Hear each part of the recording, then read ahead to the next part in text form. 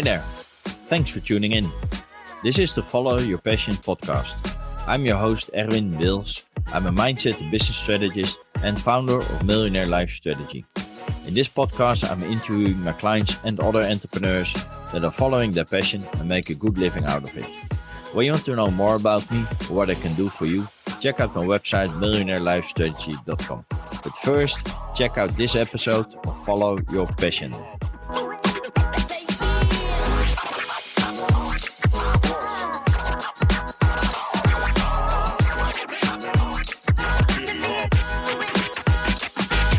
Hello, everybody, and welcome to a new episode of Follow Your Passion. Let me introduce my guest of today, Jennifer Lieberman. After years of pounding the pavement and knocking on doors with no success or breaking into the entertainment industry, Jennifer decided to take matters in her own hands and created the solo show Year of the Slut. This show proved to be a break, and the play went on to win the Audience Choice Award in New York City and is now the #1 Amazon best-selling novel Year of the What? And was awarded the gold medal at the 2022 Global Book Awards for coming-of-age books and the 2022 IPPI a bronze medal for the romance erotica ebooks. Since deciding to make her own break, Lieberman has appeared in over 30 international stage productions, has produced over 40 independent film and theater productions, and has helped over 100 creatives making their own break, doing her coaching and consulting work. She has penned a number of stage and screenplays, and the short films have screened at the festival, the Cannes Court-Métrage, among other international festivals. And she's currently gearing up to direct her first feature film. So, welcome, Jennifer. Thank you so much for having me, Erwin. I'm so excited to be here. Yeah, you got a great biography. If the things I'm already sharing, it's a lot. You haven't been sitting still. It is a lot, but it's not all at the same time. Of course not. I know, but I think creatives, some years you have to work like a regular job, and then some years there's like this influx of more projects than you can handle. It's really, at least for me, it's been a lot of feast or famine. But when the work comes in and when the opportunities are there, you just kind of have to jump on them and make the best of it. I remember when I decided to shoot my first short film that I had written called Leash. I'd worked with a writing partner on a couple of other projects. This had been written prior to working with somebody else, but I didn't have the confidence to do my own piece yet. Sometimes we can be very precious when it's our first piece and our first piece of writing. Don't be precious, just do it. And then move on to the next one and then the next one. But I remember my colleague said to me, she's like, oh yeah, your short film is going to happen right now because you're too busy to breathe. Yeah. But talking about, you said, talk about confidence and just doing it. I think it also took a lot of confidence and courage to create your own first story, theater production, right? So what made you decide to take that leap of faith, so to speak, to start for yourself? So, great question. I had moved to LA. I was working in theater in New York. I was performing. I was running a tiny little theater company in the East Village. I started off as a performer, worked my way up to producer, worked every job from, building sets and learning how to use power tools to doing lighting and sound. And when I moved to LA, I got into an acting class, as actors do. And I met a woman who was doing her own one-woman show. And it was phenomenal. It was called Latina on the Loose. And it was her experience of moving from Brazil to Los Angeles and being a young woman, not really knowing the language, the culture, and, kind of her success story. And I was blown away by how wonderful she was. I offered to help her produce her show. And I said, I don't have any connections here. I don't know anything about the industry in LA, but I know how to produce a play, like inside the theater. I know exactly what to do and I can help you with that. And I don't need to get paid. I think you're so talented. I'm just happy to be a part of this. And that was kind of my first introduction into the one-person show world. I didn't really, I had seen only 2 of them in my time in New York, and I didn't really know much about, because they're a different beast. They're very different than putting on a regular theater production with a cast, because there's so much more that the one actor has to do, and it's usually a story that they've written, and it has to go through quite a bit of development in terms of the writing. And I remember helping her with this and thinking to myself, I will never do one of these because I am not that good. Like, I'm good, but I'm not that good.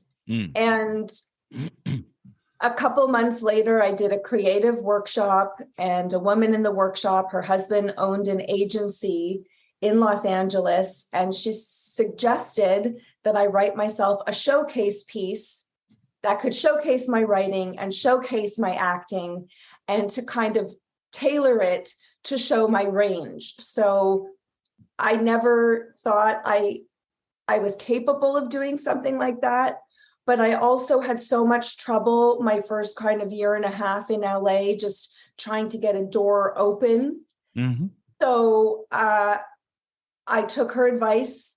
I wrote the piece. And when I started writing it, the magic happened. And I just kind of, characters were flowing onto the page and voices. And as I was coming up with their dialogue, accents were coming out of my mouth, and I was starting to sit in kind of the posture of those characters.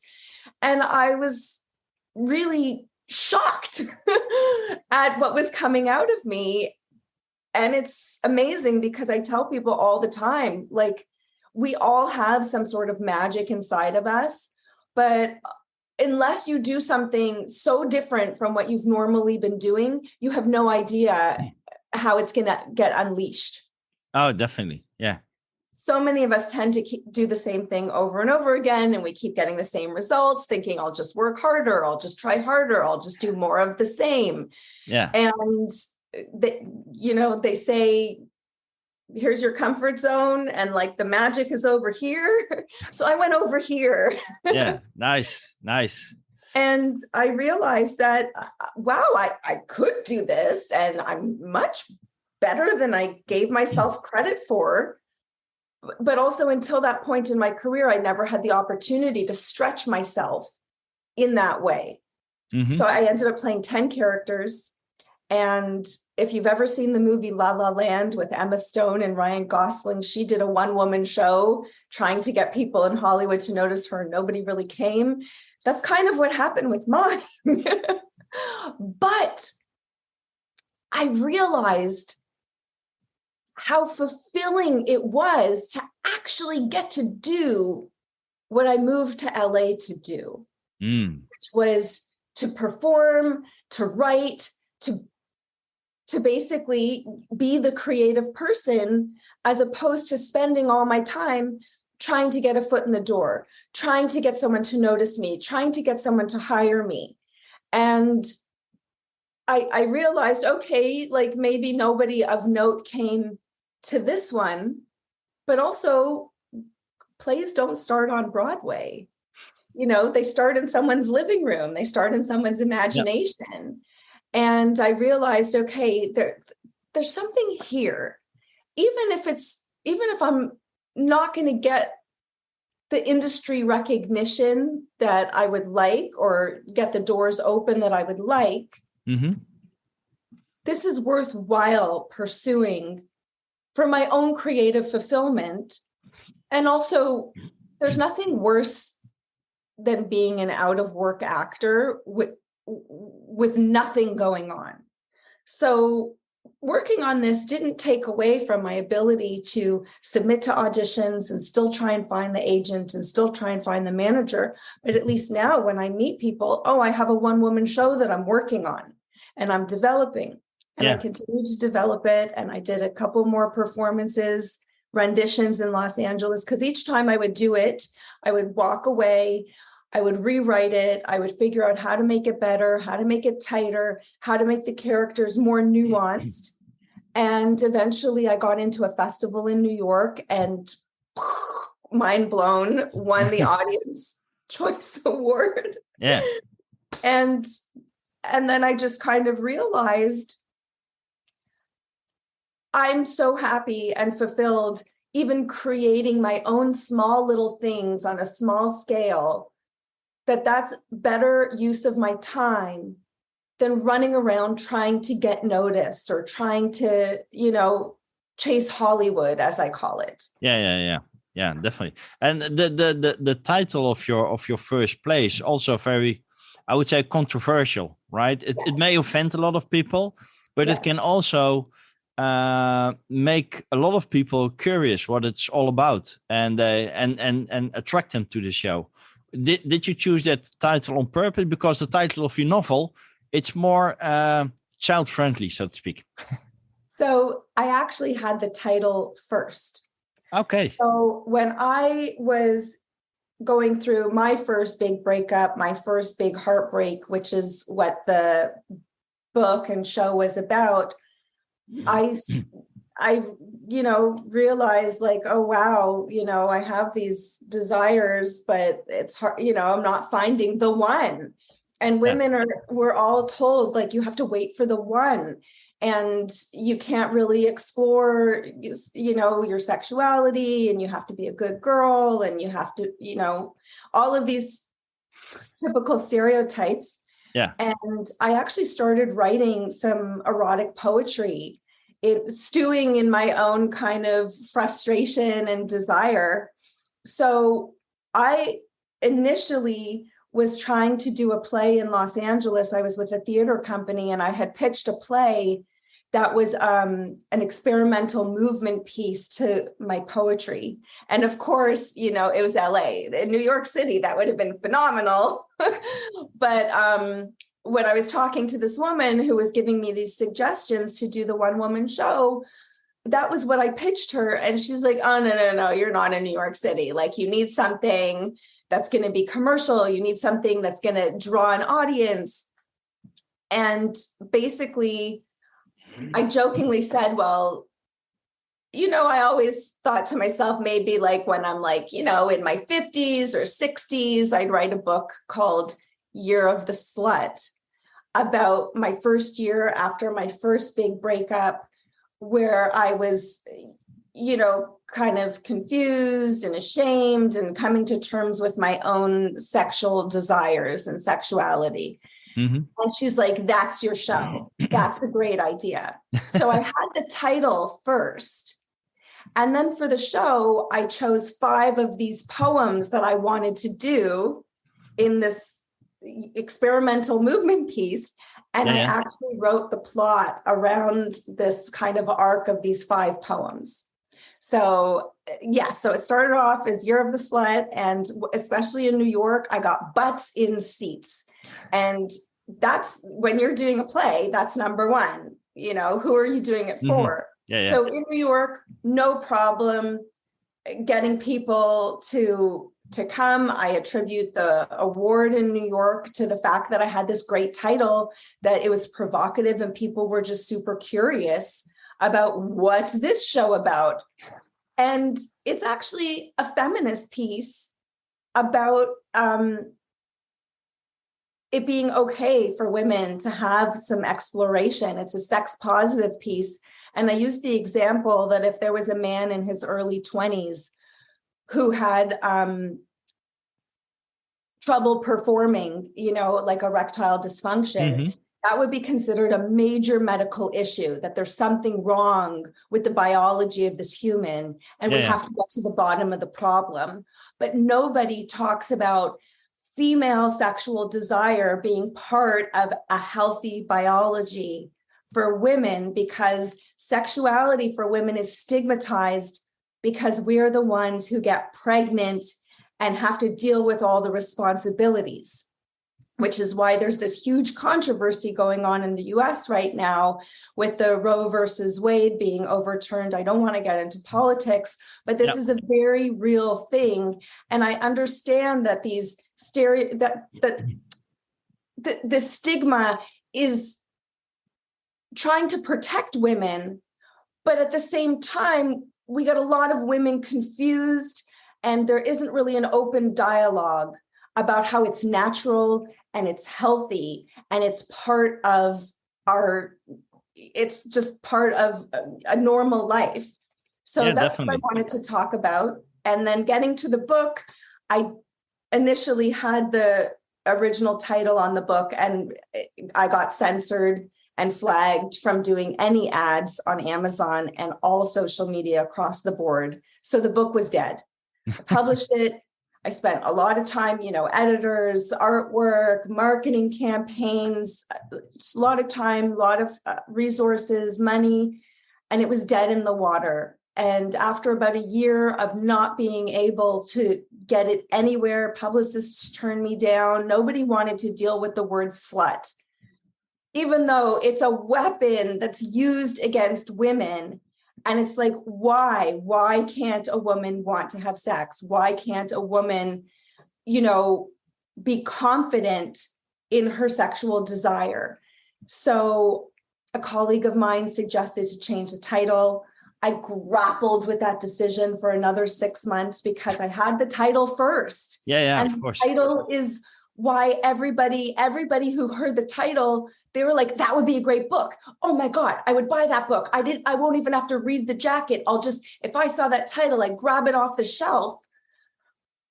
But also by the time I published it, this was after the whole Me Too issue.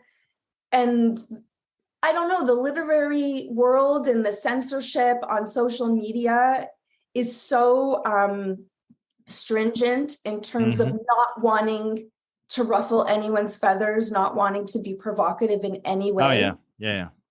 So I was rereading Napoleon Hill's Think and Grow Rich, as I do every few years. And literally on New Year's Day of 2020, I started reading it around Christmas. On that day, January 1st, 2020, I start reading the chapter about a guy who had a failed book and changed the title. And all it took was changing the title, and it became a huge success. And I was just like, yeah. Okay, universe, I hear you. And that's what I did. Yeah, nice. And it's what you say, that it's a shame that there's still so much stereotyping and stigmas around sexuality and especially men and women, right? If a man might have had several girlfriends in the early years, he's like an experienced guy, and if a woman has the same, she is considered to be a slut, and that shouldn't be the situation. We're all humans, so. And we have desires, and it's strange. Yeah, and it's also one of those words that's used as a weapon against young women, whether they're promiscuous or not. If somebody wants to attack a woman in their, teenage years and 20s, that's a word that's just thrown around because God forbid a woman actually enjoys sex. God forbid a woman is still single in her 20s and dating and trying to find a partner, whether it's 20s, 30s, 40s, but God forbid, how many partners is too many? Over what span of time? Especially in my parents' generation, okay, fine, people were getting married much younger. Now a lot of females, we want to have an education, we want to have a career, we want to have life experience, we want to live on our own, we don't want to go right from our parents' house to our husband's house. So, if somebody's not getting married until their late 20s or late 30s or even 40s, who's to say? There was that movie, The 40-Year-Old Virgin, and everybody made fun of that character because he was so old and inexperienced. But if it was about a woman, she wouldn't be looked at in that same way. So so I wanted to open up a dialogue. Sure, I wanted to do a show and show all my acting range and play all these characters, but anything I do, even if it's wrapped up in comedy or silliness or something provocative, I always have some underlying theme that's important to me that I want to put out in the world. That's just the type of artist that I am. I can't really do fluff, even if it seems like fluff on the surface. Yeah, I think that's typical for how you act. So and how you do what you're doing. Actually, it's important to bring some sort of message across. To have something that make people think and wonder, and that's the beauty, I think, of the art you're performing, right? If you would go do some fluff or some comedy, and you might laugh a little bit, but if you can leave the audience with a thought that they take home and they think about it, that's amazing. If you're able to do something like that, I guess. Yes, definitely. And for example, I was up for a job a few months ago for some sort of like video game simulation for women that simulates, kind of dating or whatever. I guess guys like to shoot things and girls like to, have romance simulation games. I've never played a video game in my life, to be honest with you. So I don't really know what these things are, but it was quite lucrative. It was a very lucrative job.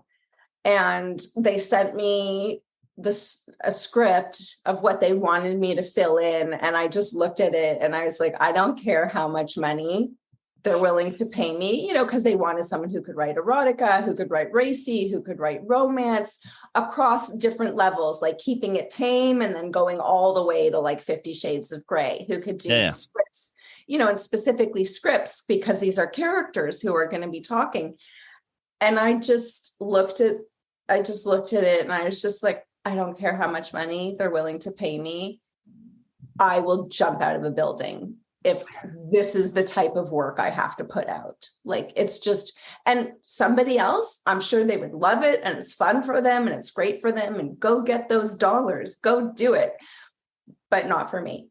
Yeah. I've never been able to work outside of my integrity, and that's okay. Yeah, definitely. And I think it's important to stick with your own values and to be authentic as well, because they say how you do one thing is how you do anything, right? So if you stick to your core values and your own authenticity, people will appreciate that and value that as well. And also then you have a clear brand, right?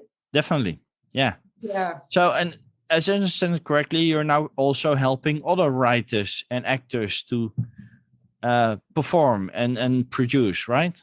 Yes. So as I said, I started producing. I was running a tiny little theater company in New York City. I worked all the jobs.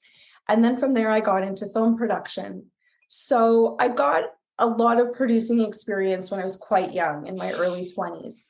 So by the time I produced my one-woman show, I had a huge resume of producing independent theater, short films, one independent feature film that had won a couple of awards. That's actually when I got the confidence to move to Los Angeles. And it was with my success of the one-woman show after I won that award in New York, I went back and took some business courses because I studied philosophy and English in school, and I was getting close to 30. And I was like, okay, I'm not diverting from my goals and my path, but I do need to learn about marketing, and I need to learn about the business side of things. And I learned about coaching, and there were all these people starting coaching businesses and consulting businesses. And in one of these business classes, they were talking about how everybody's an expert at something. And I was just kind of thinking to myself, like, okay, what am I an expert at? And I'm like, I'm an expert at getting small scale productions made with little to no resources, because that's what I had been doing as a producer all this time. I wasn't producing at Paramount Pictures. I was producing small, low budget indie productions and doing my own one-woman show and helping that other woman with her one-woman show.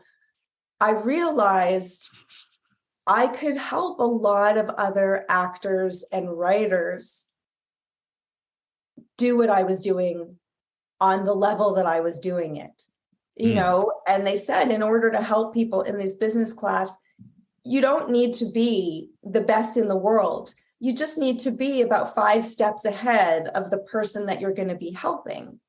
Yeah. And I realized, wow, I could really offer this. And I'm constantly in an acting class, because we call it the gym. When you're an actor, you can't go to the gym and get buff and like have this great bod and 10 years later think you're still going to have it if you don't keep it up. Yeah. And acting is a muscle. Having, the emotions accessible and making the interesting choices. So I was thinking to myself, most actors spend a few $100s a month on acting classes. And what if they didn't go to acting class for 3 months? That's close to $1,000. And then they got 2 or 3 other actors from that acting class.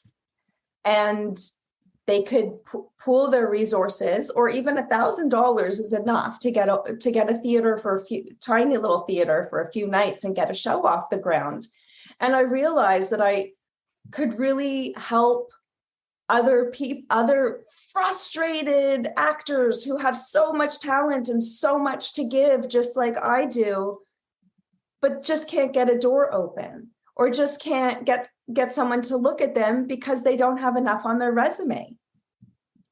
And so it, I started off thinking I could help people with one-woman shows, but then I realized, well, I can also help them with short films if they have a short film script.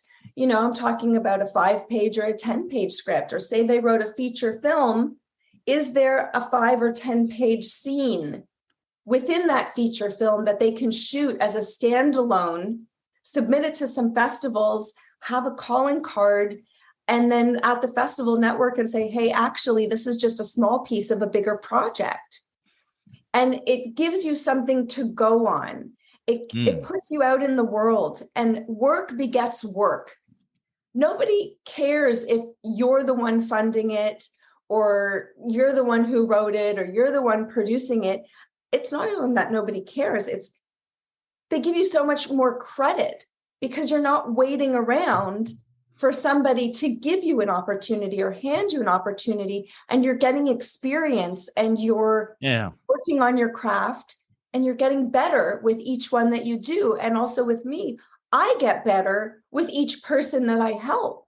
So it just was kind of like this natural progression. So whether it's helping them develop their script idea, or the script's already written, I can consult on it, it's called coverage, give them feedback of, are there holes in the script? Does this work? Does that work? I can let them know what's realistic for the budget that they're trying to do it with. I can help with budgets. I can help people put a team together, pool resources. Yeah. So the consulting business, there's so many different aspects of it, because there's so many different stages of production. Oh yeah, definitely. And it's wonderful that you're able to help others as well, because you have all the experience by first hand. You know how it is. You know how it feels to be frustrated, and to work on something, like you said, if you're still applying for a role, at least you can say, I'm working on my one woman show, one man show, or whatever. So at least you're showing initiative. You're showing that you're an action taker, right? And you're not sitting back hoping that somebody will call for you for this main role for Broadway or whatever, of course. So that's beautiful. So of course you've done all the parts that is within a production, right? Is there a particular part or piece that you like the most? Is it the writing? Is it directing? Is it the acting itself? Or is it just the whole combination that makes it marvelous? So I love acting. I love performance. That's always been my first love, even since I was a child. And I actually started writing, when I started writing scripts, it was because I wanted to play those roles and live in those worlds and tell those stories. As I've, grown up, I do enjoy the writing process. I didn't know if I would enjoy writing a novel because there's no performance aspect attached to it. You write it and then it's finished. There's no show, so to speak. But I actually realized that I really do enjoy just writing. And there's something very satisfying about writing a novel or a book that's finished. That's not just step one of a 30-step process. I still continue to write theatrically. I have, like you mentioned in the intro, I have a feature film that I'm gearing up to direct. It'll be my first feature film. And I'm also writing a play. I'm working with a partner on a TV pilot. I'm not the type of writer who just works on one thing at a time, because sometimes you need to let it breathe like a good bottle of wine. Sometimes you need to walk away from it for a couple of months, work on something else, and then go back to it. So I'm always working on things simultaneously. But performance is number one. However, I really enjoy producing. And for me, I'm one of those unique people that uses both sides of my brain equally. So I know not every producer has an interest in acting or writing. And not every actor or writer, as much as they wish they could take the reins and be a producer, has that skill set. So I'm so grateful, and I know how fortunate I am that I can flip back and forth from both sides quite easily. So I really do enjoy producing. I feel like getting a script, it's like a big puzzle, and I have to figure out how to dismantle the pieces in order to execute them and then put them back together. And to me, there's something just very exciting and satisfying about that process, because I can also appreciate how the creatives are going to tackle it and how it's going to come to life. So I really do enjoy producing, and it's not something I'm ever going to stop doing. I'm going to continue, whether I'm producing my own work, producing for other people. Like I said, sometimes I get to wear the hat where it's mine. Sometimes I have to, take my creative hat off and spend time, helping other people, working on their productions, paying the bills.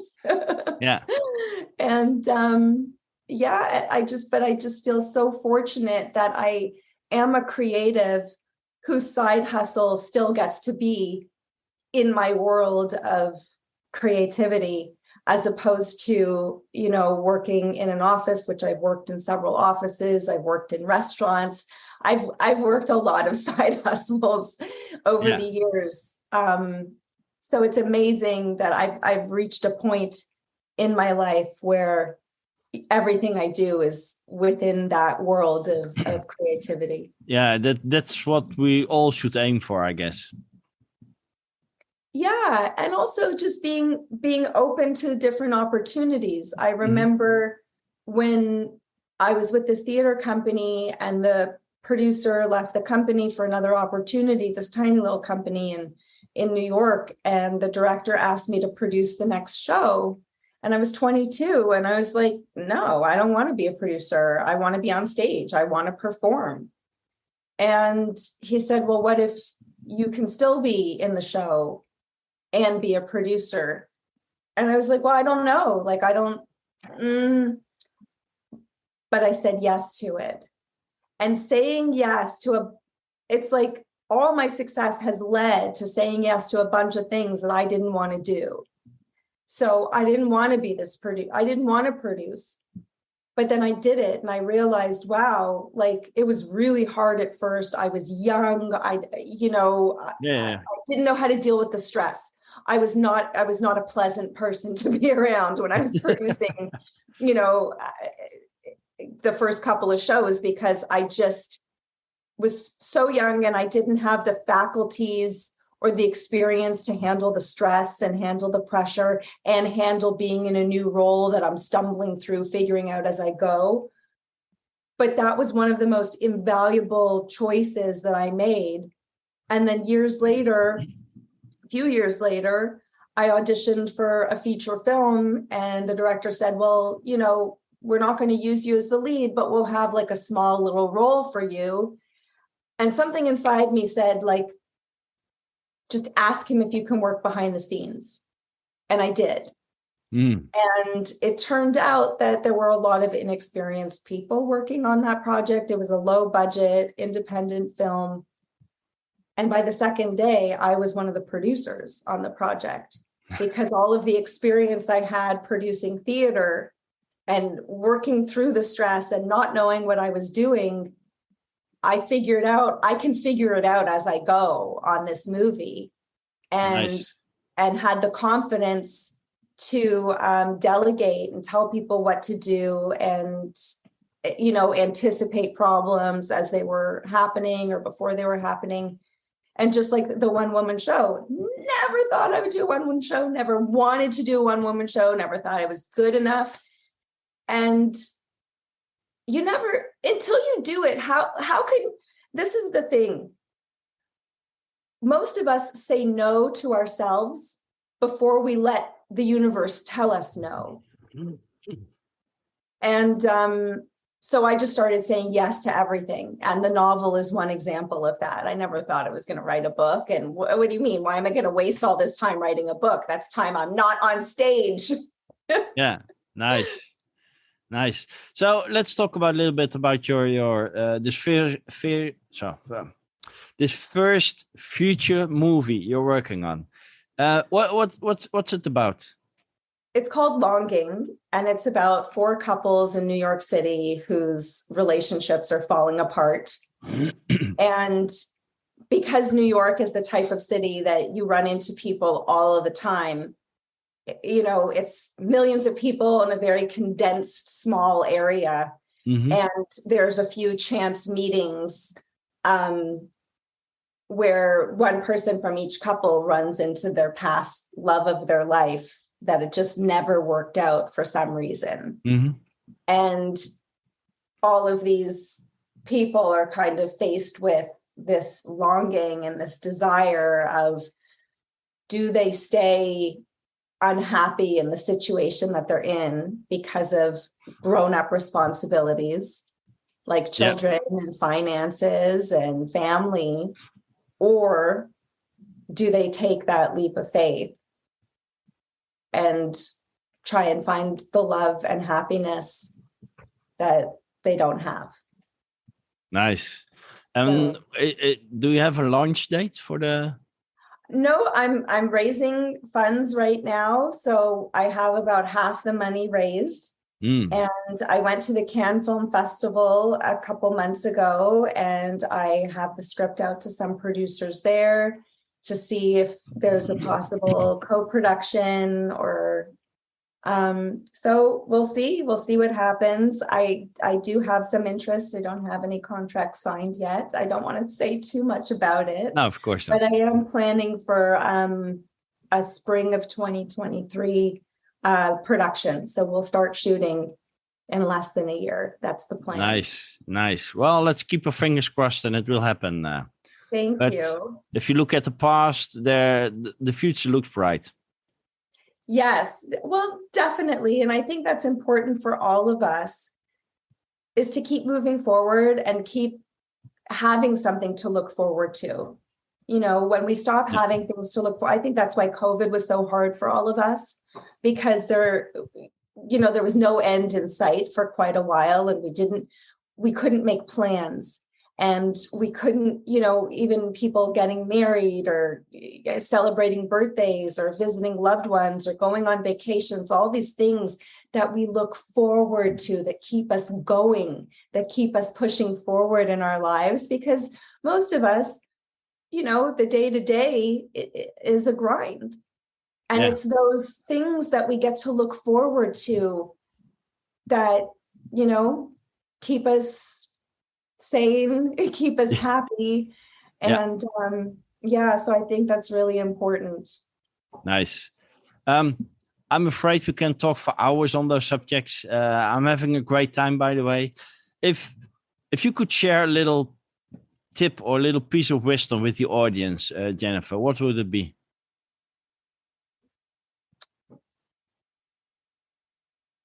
Don't say no to yourself.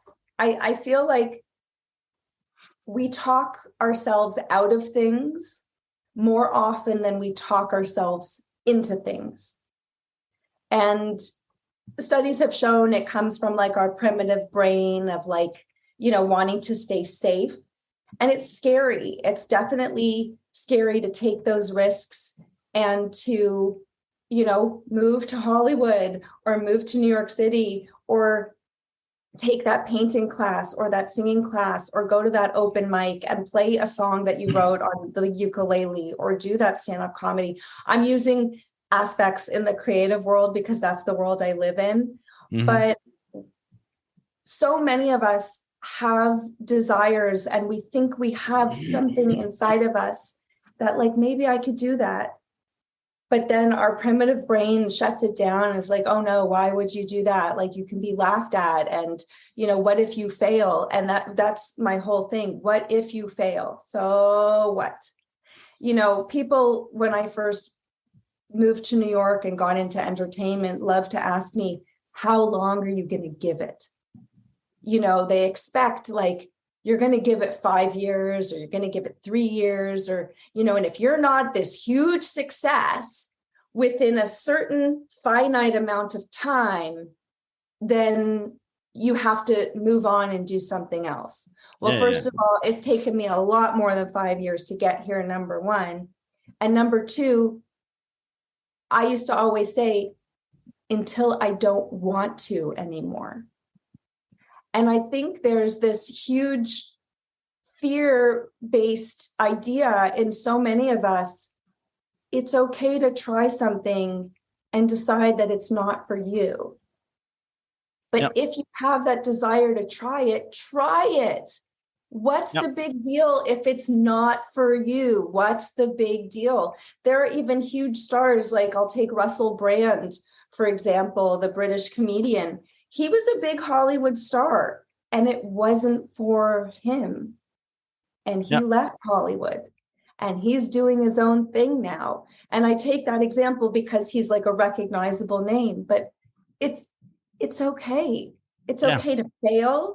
I'm failing my way to success. It's my book was a complete failure until I decided to, keep trying and keep at it and change the title and do something different. So that would be my advice. Great advice, Jennifer. So if people want to know more about you or get in touch or follow you, how can they do that? So my company, my consulting business is called Make Your Own Break. That's my life philosophy, make your own break. So that's the easiest way to find me. I have websites, a different website for acting, a different website for my novel, but everything is accessible. There are links through Make Your Own Break to get to everything that I do. So that's just the easiest way to find me. And then on social media, I am Jen Lieberman. So the @ and then I am Jen, Lieberman. Nice. Like I said, Jennifer, I had a great time with you. Great conversation. Thank you for being a guest in my show, and let's keep in touch. Yes, thank you so much. It's been a pleasure chatting, and thank you for having me. I hope you liked this episode. Make sure to check out the other episodes, because each one is filled with interesting and inspiring stories and energy. Are you following your passion as well and make a good living out of it? Contact me and you could be my next guest. Would you like to follow your passion but are not there yet? Check out my website millionairelifestrategy.com and book an appointment to discover what I could do for you. Don't forget to share the podcast with your friends so that they get inspired as well.